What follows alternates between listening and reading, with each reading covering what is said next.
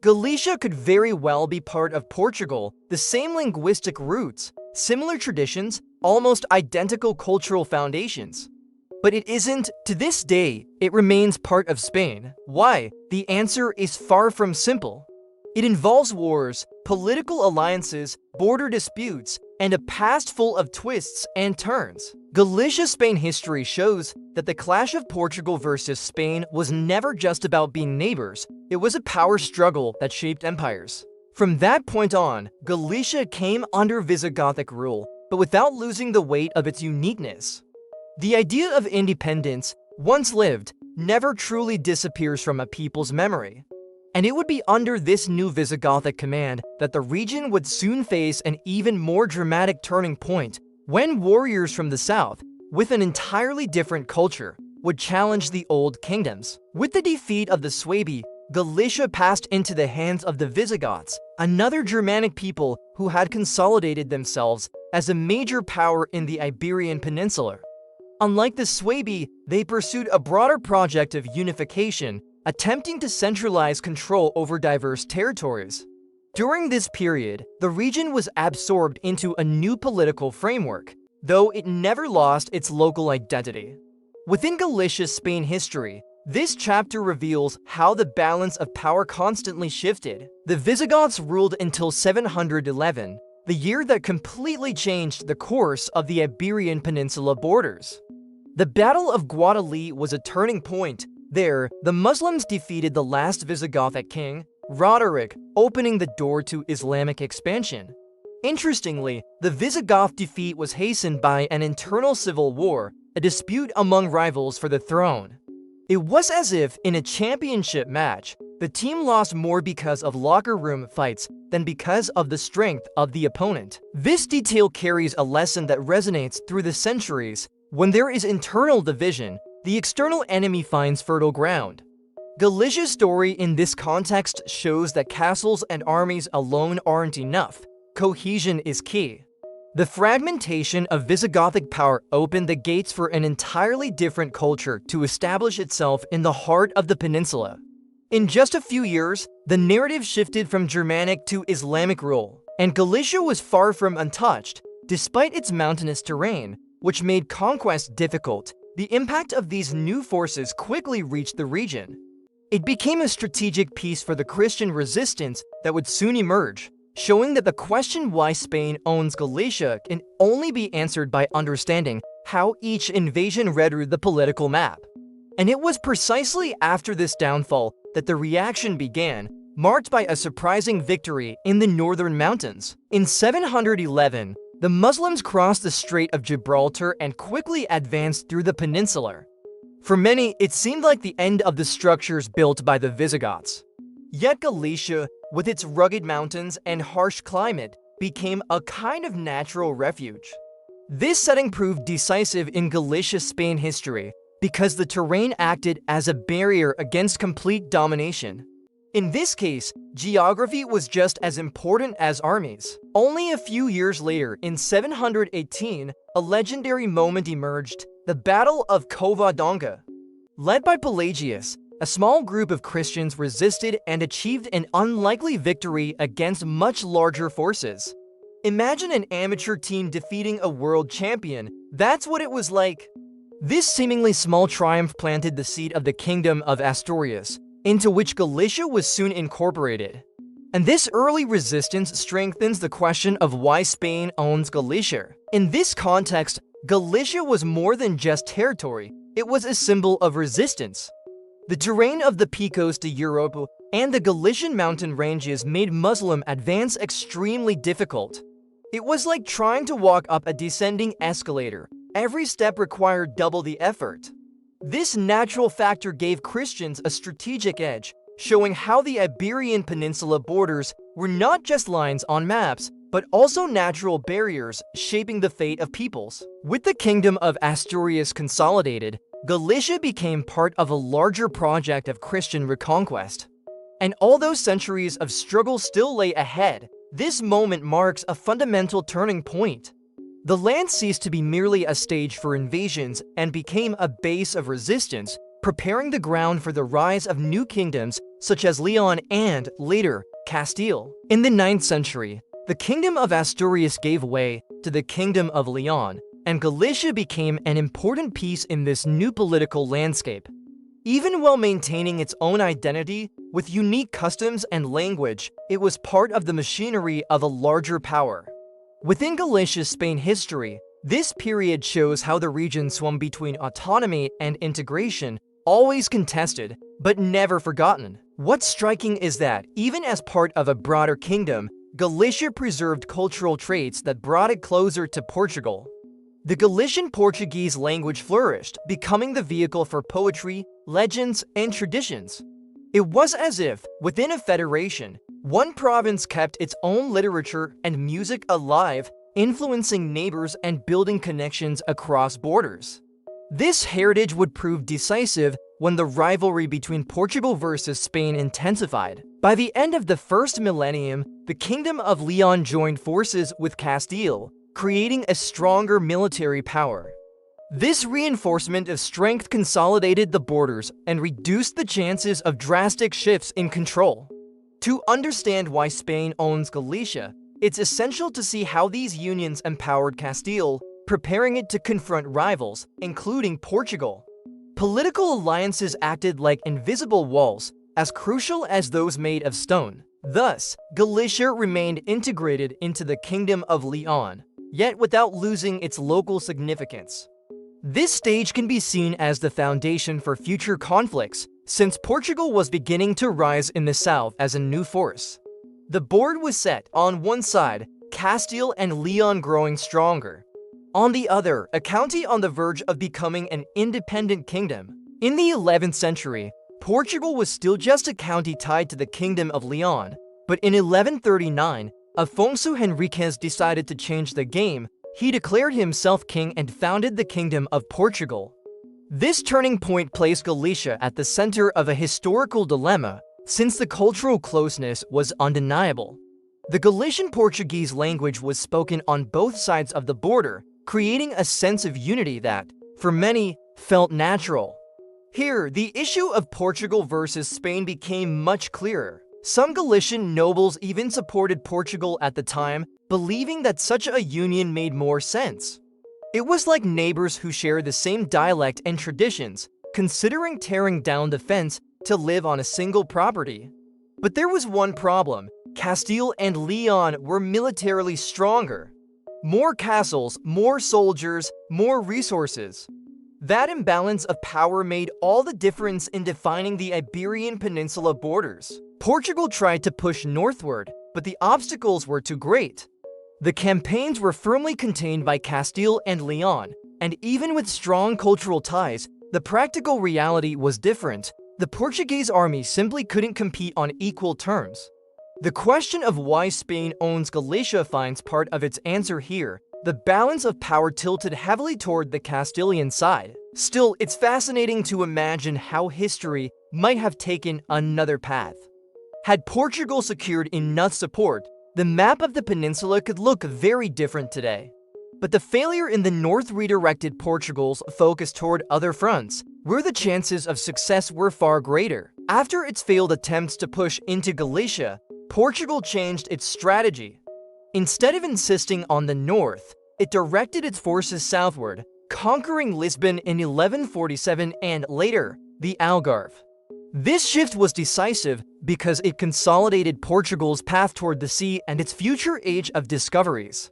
Within Galicia's Spain history, this move explains why the region remained under Castile and Leon, while Portugal grew with a different vocation. This strategic choice highlights an interesting detail. Victory doesn't always mean conquering a neighbor's land. Sometimes, it's smarter to open a new front where the chances of success are greater. That's exactly what Portugal did. And this geographic repositioning would shape centuries of Portugal versus Spain, with one consolidating its strength inland while the other looked outward to the ocean.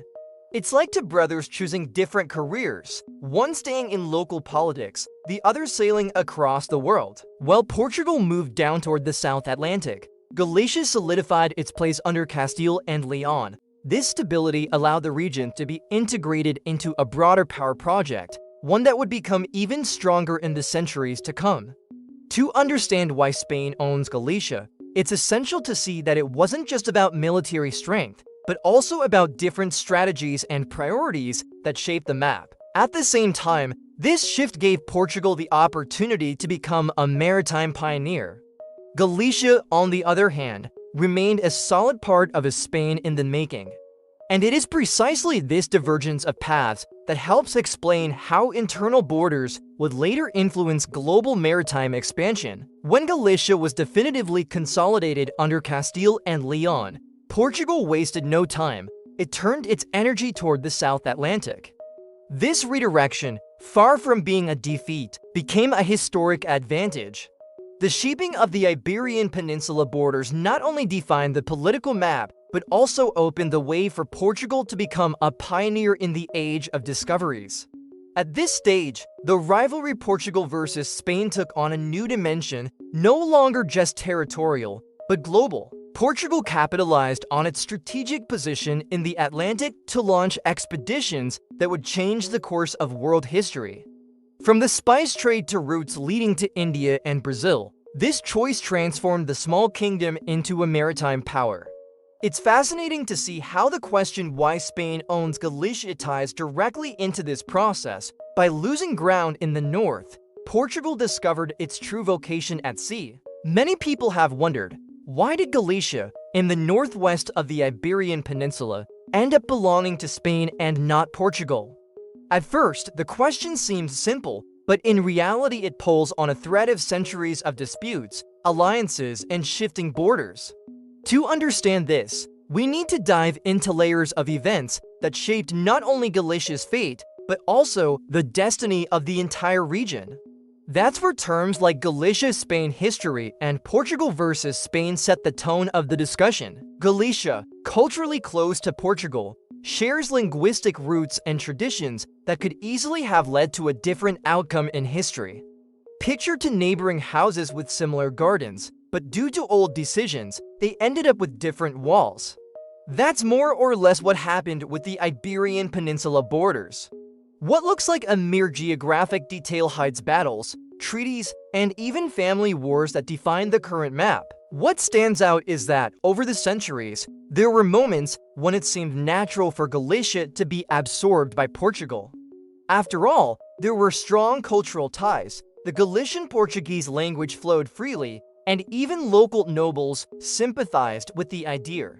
But the interests of Castile and Leon were stronger, backed by resources, armies, and castles that gave weight to their decisions. History shows how those with greater military and political power often dictated the course of events. Therefore, the answer to why Spain owns Galicia doesn't lie in a single event, but in a long chain of interconnected moments. It's like looking at a mosaic. Each piece, from conquests to treaties, contributed to today's configuration. And if we go back far enough, we'll see that the plot begins as early as the Roman conquest, when the region was contested with fire and steel. In 19 BC, Galicia officially entered Rome's radar. The legions crossed mountains and rivers of the Iberian Peninsula to establish their presence in lands that, until then, were controlled by Celtic peoples such as the Canterbury and the Ashers. They did not give up their lands easily. They fought fiercely, using the rugged terrain and the strength of their traditions. This moment was a turning point in Galicia Spain history, as it paved the way for centuries of Roman influence. What's fascinating is that Rome didn't see the region merely as territory to conquer, but as a strategic space. There were mineral resources, trade routes, and a crucial position within the Iberian Peninsula borders. Imagine today a global power competing for key technological hubs or energy routes. Back then, Rome did the same with fertile lands and mineral-rich areas.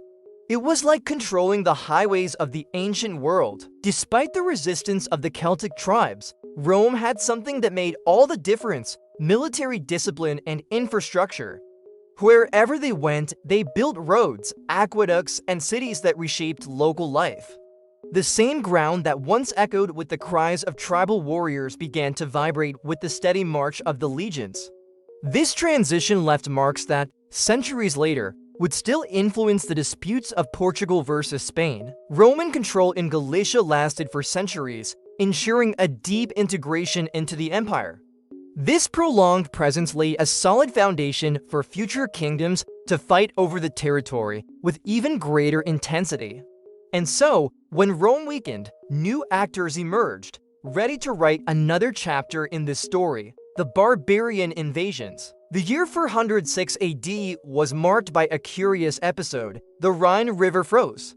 It may sound like a small detail, but that very climatic phenomenon opened the way for Germanic peoples to cross en masse and invade the Roman Empire. Among them were the Suebi, who found in Galicia fertile ground to establish their own kingdom. This stage is crucial in Galicia Spain history because it shows how unexpected factors, even the climate, shaped the course of the Iberian Peninsula borders. The Suebi founded an independent kingdom in Galicia, something rare at the time, and managed to remain strong for almost 2 centuries. Imagine the boldness. In the very shadow of Rome, a kingdom emerged with its own laws, kings, and coins. It's as if today a small European region decided to operate entirely outside the European Union and still prospered. This kingdom proved that there was a strong identity behind that territory. But time spares no one, and instability always attracts new contenders. In 585 AD, the Visigoths advanced and toppled the Suebic kingdom. The fall was not only military, but also political. The stronger Germanic power absorbed the weaker one, and this dynamic would repeat itself many times in the disputes between Portugal versus Spain. Each conquest left deep marks, reinforcing the central question: why Spain owns Galicia to this day. Spain, meanwhile, with Galicia firmly under Castilian control, had a different focus. Its effort centered on internal unification, strengthening Castile and Aragon, and later driving the Reconquista against the Muslims in the south. While Portugal took to the seas, Spain consolidated as a land power, preparing itself to eventually challenge the oceans as well. It was as if one chose to be a marathon runner and the other a weightlifter, different paths, yet equally impactful. This contrast reveals how seemingly local decisions, like keeping Galicia within the Castilian orbit, had global consequences. The destinies of entire kingdoms were shaped by these border choices, leading to the point where treaties would begin to define, almost permanently, the Iberian map. In 1297, Portugal and Castile signed the Treaty of Alcañices, a decisive milestone for the Iberian Peninsula borders. This agreement clearly established the dividing lines between the two kingdoms, practically in the form we recognize today. Galicia, with no room for dispute, was definitively placed under Castilian rule. For those seeking to understand why Spain owns Galicia, this treaty is like the final signature on a contract that had been written for centuries. What's remarkable is that the treaty not only set borders, but also brought stability. Imagine neighbors constantly fighting over a fence until, one day, they call in a mediator and finally fix the boundary. The resulting peace allows each to focus on their own projects. That's exactly what happened. While Portugal turned to the Atlantic, Castile reinforced its internal foundations. This division also fueled the rivalry of Portugal versus Spain in other arenas. A curious detail is how this treaty had repercussions far beyond the peninsula. With internal borders stabilized, both kingdoms could channel their energies into other ventures. Portugal pushed forward with maritime expeditions, while Castile, alongside Aragon, moved toward the consolidation of a future Spain. The question of why Spain owns Galicia finds here a legal and diplomatic answer, not just a military one. The Treaty of Alcañices, therefore, was more than a piece of paper. It was the foundation that sustained peninsular stability for centuries. And with that solid base, the path opened for the formation of modern Spain, where Galicia, already integrated into Castile, would become part of a much larger kingdom. At the end of the 15th century, a marriage changed the destiny of the Iberian Peninsula forever. Ferdinand of Aragon and Isabella of Castile united not only their crowns, but also the interests of two powerful kingdoms. This union laid the foundation for what we now call Spain, and Galicia, already consolidated within Castile, naturally became part of this new state. To understand why Spain owns Galicia, it's impossible to ignore this moment. The strength of political unity outweighed any cultural affinity with Portugal. This process shows how politics often carries more weight than geography or culture. Even though Galicia shared historical ties with Portugal, the reality was that Castile had the power and resources to integrate it into a larger project. Galicia Spain history during this period reveals how dynastic marriages and political alliances shaped entire empires. It's like modern corporations growing through strategic mergers, creating conglomerates that are nearly unbeatable. With the Castilian-Aragonese Union, the new Spain became capable of rivaling any European power. While Portugal sailed toward India and Brazil, Spain emerged with impressive continental strength, ready to compete for territories in the New World. The clash of Portugal versus Spain was no longer just peninsular, it had gone global. This shift in scale reinforced the weight of the Iberian Peninsula borders defined centuries earlier. Thus, Galicia was incorporated without major upheavals, almost like an inheritance passed from father to son. What had once been a cause of wars and disputes now became part of a broader national identity. Yet even within this new Spain, Galicia preserved its language, culture, and traditions, proving that political borders do not always erase the roots of a people. Galicia's trajectory explains why it remained under Spanish rule. Through wars, treaties, and alliances, it became clear that the region was a key piece in the consolidation of modern Spain. The question why Spain owns Galicia finds its answer in this complex past that defined the Iberian Peninsula borders. This knowledge sheds light not only on Galicia's position, but also on the lasting impact of the Portugal versus Spain rivalry over the centuries. Each historical detail shows how the territory was decisive in shaping the map we know today. If you want to keep uncovering little-known historical facts, subscribe to the channel and turn on notifications. That way, you won't miss any new episode of this journey through Galicia Spain history.